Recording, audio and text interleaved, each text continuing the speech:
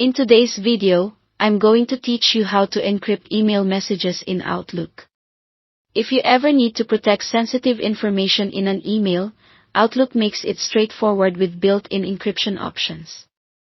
These settings help ensure that only intended recipients can read your message, and in some cases, they also prevent people from forwarding, copying, or printing what you send.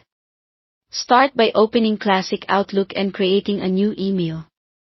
This can be a blank message or one you've already started drafting. With the message window open, look along the top for the message ribbon and switch to the Options tab.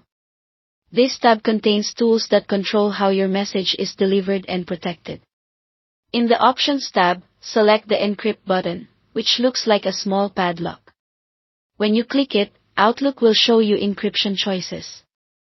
You'll typically see at least two options. The first is Encrypt.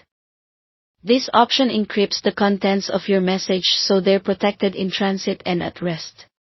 It helps ensure that only authorized recipients can read the body of the email and its attachments. The second option is Do Not Forward.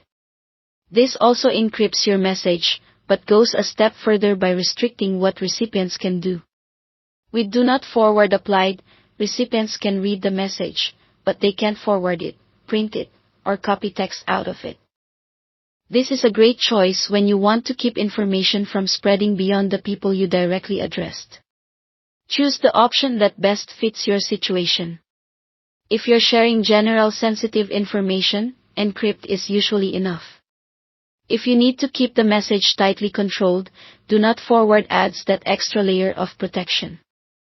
Keep in mind that encryption settings typically protect attachments as well, but the email subject line may still be visible, so avoid putting confidential details in the subject. Once you've selected your encryption preference, finish writing your email just like you normally would. You can attach files, format text, and double-check your recipients. You'll often see a notice near the top of the message indicating that encryption is turned on, and the padlock icon may appear on the ribbon to confirm your choice. When everything looks good, click Send.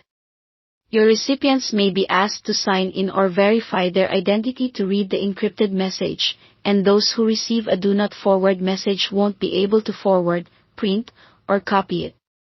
That's it. Your email is now protected with the level of security you chose. Thanks for watching.